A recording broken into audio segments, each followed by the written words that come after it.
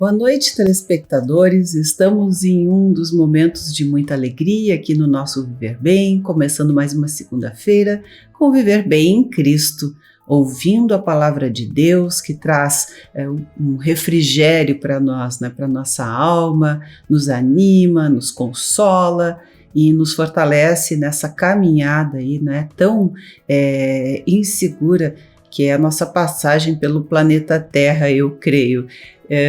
E estamos aqui novamente com o pastor Sérgio Alves para dividir conosco esse espaço e nos falar, né, sobre esta palavra, ele que já tem aí uma longa trajetória, né, com Deus, nessa caminhada, né, junto a Deus. Então, uma boa noite, pastor Sérgio, muito obrigada por estar conosco.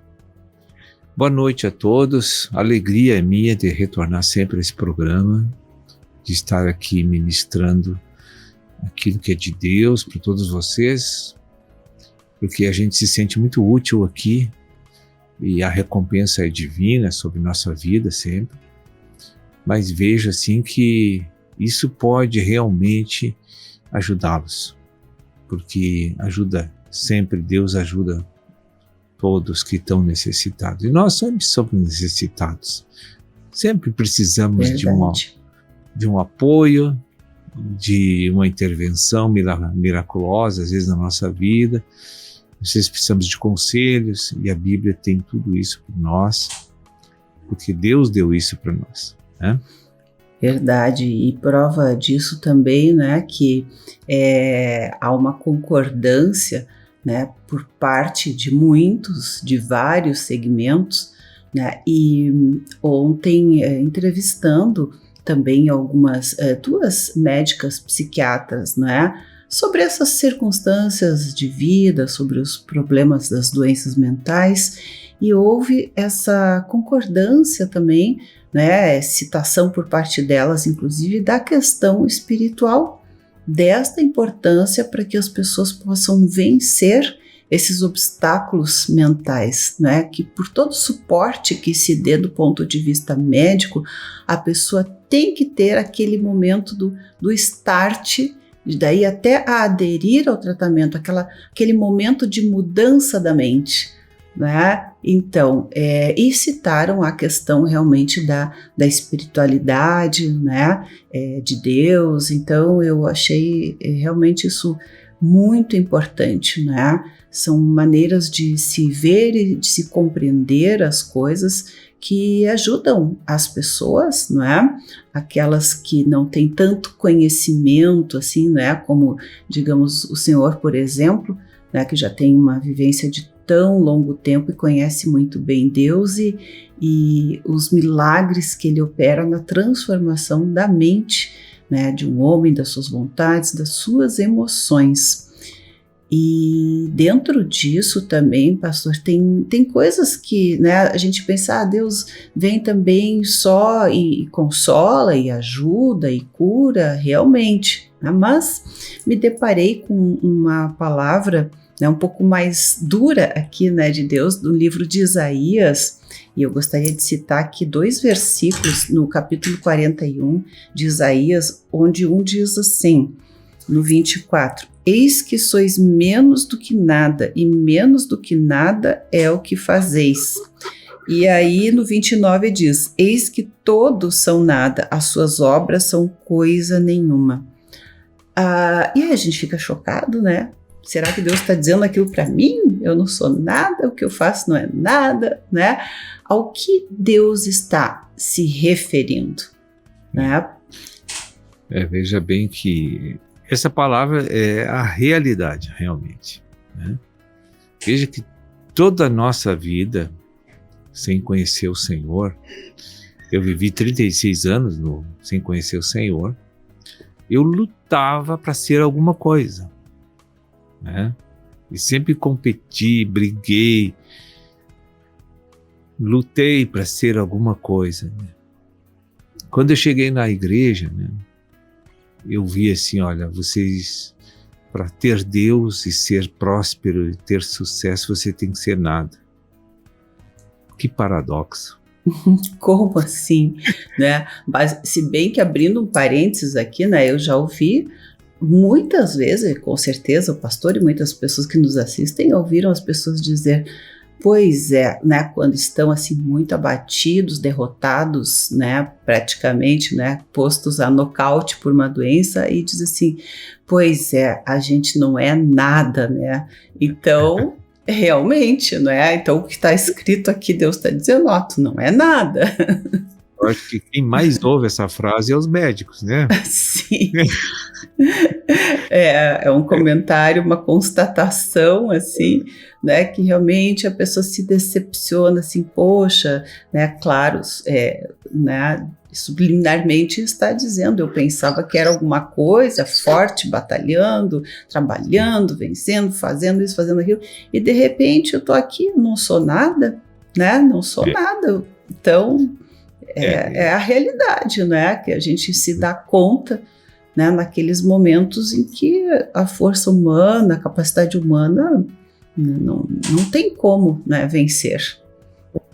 Entender isso, que é a verdade, a gente precisa voltar a descobrir qual a razão que Deus teve para criar o homem. Se não entender, nós nunca vamos aceitar essa verdade, né? Então veja bem, para que Deus criou o homem? Tem que ir lá no livro de Gênesis, capítulo 1 e 2, 3. Tem que conhecer a Gênesis, né? Tem que conhecer a nossa Gênesis. Então esse livro explica porque Deus criou os anjos, criou querubins, serafins, criou isso, criou a terra, criou os céus. Mas por que ele criou o homem? Tudo tem uma razão. Porque eu descobri da própria palavra e na minha experiência que Deus não cria nada se não tem um motivo para criar aquilo. E esse motivo está direcionado ao seu plano eterno. Então, primeiro, qual era o plano de Deus para criar o homem? Para que o Senhor tivesse um reino na esfera natural, no planeta Terra. Deus quer um reino nesta esfera. Então, o seu plano tinha lá esses itens. Eu quero um reino na Terra. E aí, para ter um reino na Terra, ele precisa ter súditos, filhos, pessoas. Então, lá em Gênesis 1, 26 e 27, ele diz, façamos o homem conforme a nossa imagem e nossa semelhança. Mas isso era no âmbito da esfera espiritual, esse falar. E lá Deus, então, criou um espírito, macho e fêmea, que era o homem. Mas era só espiritual, o homem não tinha alma, não tinha corpo, quando isso aconteceu. E para que Deus criou isso? Criou o reino na terra e queria habitar dentro desse homem, homem e mulher, e de dentro desse homem governar todo o planeta da esfera natural, que é a Terra. Ele queria ter um reino. Então ele disse, olha, eu vou fazer um homem, vou fazer uma mulher, e vocês vão se multiplicar. E vai durar 6.000 anos a minha história lá com vocês, e eu quero ter bilhões, trilhões de pessoas. Então, eu vou entrar para dentro de vocês são um vaso para a minha expressão. É só isso. Não são mais nada do que um vaso de barro. Então, um vaso de barro é alguma coisa? Não é? Ele anda, ele fala, ele tem vontade, ele tem desejo, e não é nada. É um barro moldado, que dependeu para ter aquele modelo, ainda dependeu 2 mãos do oleiro. Verdade. E eu não li ali a continuidade de um versículo, mas ali fala muito das imagens, não é, de barro também, não é? Que são aquelas coisas que as pessoas cultuam, né? Que são imagens de deuses ou que significam alguma divindade, digamos assim, através de esculturas que foram feitas pelas mãos de homens e são de barro, né? Também, né? Que são finitos, não são nada. É um vaso de barro para conter o Criador, e o Criador de dentro dele se expressar para realizar as coisas na Terra, qual é a nossa... Onde é que está a nossa competência exacerbada aí? Não tem. Pois é. Veja, então. Até o maligno, uma pessoa maligna, ele é limitado por Deus. Ele só vai fazer o que Deus permite. Só vai ser difícil fazer coisa boa através dele, mas pode fazer também. Né? Veja que Deus usa os profetas, evangelistas, os pastores, mas no antigo tempo, que um profeta queria ganhar dinheiro usando o nome de Deus, ele estava montado numa mula, e a mula enxergou um anjo que ia matar ele por causa da corrupção, e ele espancou o animal até que o animal fosse, e o animal trancou e não foi. Pois não é que Deus fez a mula falar com o profeta? A mula disse: ô mula, para de me espancar. Não, tá, no livro de Juízes está registrado, né? Está lá, a mula impediu aquele homem de ser morto, fulminado por Deus, pelo anjo do Senhor, né? Então, assim como Deus usa quem Ele quer, pode usar qualquer outro de nós. Verdade. Isso é uma passagem realmente que marca muito, né? Deus Então, ter que fazer uma disse, mula falar para que, né, livrar a pessoa de um mal. Né? Então aí você olha, hoje as pessoas assim são vaidosas, são orgulhosas, não come isso, não ando com aquele, não sento com esse, não entro em tal região, porque isso aí é tudo coisas que vão desaparecer, isso não tem nenhum sentido. Verdade, precisa-se ter esse reconhecimento, eu creio, pastor, para a gente ter mais humildade, né? Porque um dia tu estás bem, hoje eu tô, né, bem legal, tô engomadinho e tal, né, tô podendo. Dali a 5 minutos fica doente, cai de cama, cadê, né? Já não tá podendo mais nada, já não é mais nada. Então é essa consciência de que realmente a gente não é nada sem Deus, que é Ele que nos dá, né, todas as coisas e nos faz vencer ou viver bem, ou nos livra de coisas que a gente nem vê, né, é que a gente precisa ter, né? Eu tenho essa convicção comigo e eu percebo isso e já tive muitas experiências com isso também, não é? Mas a gente tem aí bastante, digamos, ponto do pensamento humano, às vezes algumas controvérsias, que eu gostaria de conversar ainda, né, com o pastor. Tenho certeza que os nossos telespectadores devem também se perguntar aí. Então nós já voltamos com você daqui a pouquinho.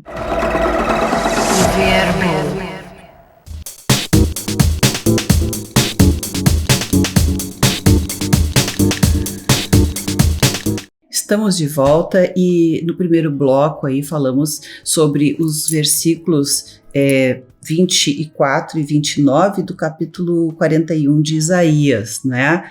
Onde Deus nos diz, olha, tu não é nada, né? Tu, né, te conscientiza disso, tu não é nada. Depois, né, voltando um pouquinho lá para o início do capítulo 41, no versículo 10, ele, né, de certa forma nos consola também, dizendo, né, não temas porque eu sou contigo, não te assombres porque eu sou o teu Deus, eu te fortaleço, eu te ajudo e te sustento com a minha destra fiel. Ou seja, só que no andamento disso, primeiro ele falou isso, que é o versículo 10, e lá no 24 e 29, ele, né, aí eu inverti aqui, né, mas aí ele diz, olha, tu não é nada, né, mas ele diz que ele nos ajuda, né, mas depois ele diz, te ajudo porque eu tô te dizendo, tu não é nada, né, tu precisa da minha ajuda, por isso que eu já vou te dizer que eu vou te ajudar. Vê, né? A gente não tem essa consciência de pedir para Deus, de ter a humildade de buscar em Deus, mas Ele já sabe, né, da nossa condição e Ele já diz, né, não temas, eu te ajudo, te sustento com a minha destra fiel. Mas eu queria que o senhor comentasse, porque deve ter um conteúdo além disso, né, que simplesmente a gente lê aqui, né? Sim. Veja bem que isso vem antes do outro que nós falamos no bloco anterior. Então, quando Deus que me ajuda, me sustenta, me fortalece, é para mim me conscientizar de que eu não sou nada. Porque se não me fortalecer, eu não vou aceitar isso nunca, eu vou desmoronar. Entende? Então, ele nos prepara para a dura realidade que ele vai dizer depois, né? Para uma pessoa se humilhar e entender que depende de Deus em tudo, precisa de muito fortalecimento de Deus. Verdade, pastor. Como é difícil a gente ver, principalmente pessoas assim que são muito bem-sucedidas. É difícil reconhecer que elas precisam de Deus. É verdade. Há uma incompreensão, né? Então, se Deus não me dissesse uma coisa boa antes, eu não estaria na igreja, entende? Deus diz assim, olha, eu sou teu Deus, eu te criei, eu te conheço, eu vou te fortalecer, eu vou te sustentar, vou te amparar, vou te proteger. E aí depois ele diz o que eu sou, nada. Ele atrai nossa alma para ele, para depois nos mostrar quem nós somos. Mas quando a consciência começa a chegar, depois das promessas todas que ele faz, e porque ele se dispensa para dentro da gente, antes de dizer que eu sou nada, ele está aqui dentro agora. E aí tem a palavra que diz, tudo posso naquele que me fortalece, ou seja, aquele que está aqui dentro. Porque eu tenho que viver meus dias, né? Eu tenho que viver pelo poder do Filho de Cristo, não é pelo meu poder. E no momento que eu entendo isso, começo a ser translatado com essa realidade, eu passo a ser nada. E aceito ser nada e até vou gostar de ser nada. É muito mais fácil. É muito mais leve, né? Porque eu não vou errar mais que para me trazer efeitos negativos na minha vida. Sim. Porque as nossas tribulações e sofrimentos advêm de atitudes, pensamentos, posicionamentos errados que nós temos. Convicções erradas que nós temos que nos faz agir fora da verdade de Deus. Então tudo que você semear vai colher, está escrito na Bíblia. Deus disse isso, tu semeou, tu colhe. Não adianta tu chamar o vizinho para colher o que tu plantou. É tu, a terra é tua, a semente é tua, tudo eu te dei, né? Te dei coisa boa, tu plantou coisa ruim, tu vai colher coisa ruim, plantou coisa boa, vai colher coisa boa. Então veja bem como nós temos um pensamento natural completamente na contramão de Deus. Nós lutamos a vida inteira para ser alguma coisa. E a nossa vitória, a nossa redenção está em não ser nada, aceitar isso. É Ele, Deus que habita, né, em nós. Eu estava aqui pensando, né, se nós que temos Deus dentro de nós como uma rocha, uma fortaleza, um porto seguro, né, esse que faz todas essas coisas, como Ele diz, né, na sua palavra, eu fico pensando como viver uma vida passando por todas essas coisas, né, e não ter Ele, né, não ter Deus dentro de si. Isso é um sofrimento vazio, digamos assim, o mais cruel, eu creio, né? Mais sem sentido. Mas graças a Deus, assim, que a gente lendo a Bíblia, a palavra, a gente começa a mudar de pensamento. Porque essa renovação que acontece por meio da palavra no nosso pensamento, nos coloca, nos alinha em aceitar aquilo que é bom para nós. E o bom para nós é Cristo, né? É verdade. Olha, hoje eu estou nas comparações, né? Mas é aquela criança que põe a mãozinha no forno quente.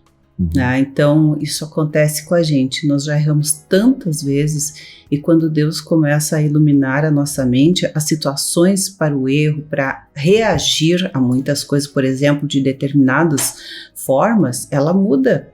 Porque tu já tem aquilo dentro de ti. Daí já tem o sinalzinho lá, opa, né? vamos reagir diferente, né? Já é o próprio Deus que, né, já está nos transformando, né? Bem, são tantas coisas, né? A gente tem um alcance tão pequeno ainda, mas a gente está aqui buscando aprender, né? Praticar, né? Com as orientações, a ajuda aí, né? Do nosso grande, eterno Deus, através de pessoas, né? Como o Senhor aí, como o Senhor mesmo disse, é um vaso, né? Um vaso de barro que permite o fluir de Deus, né? Às outras pessoas também.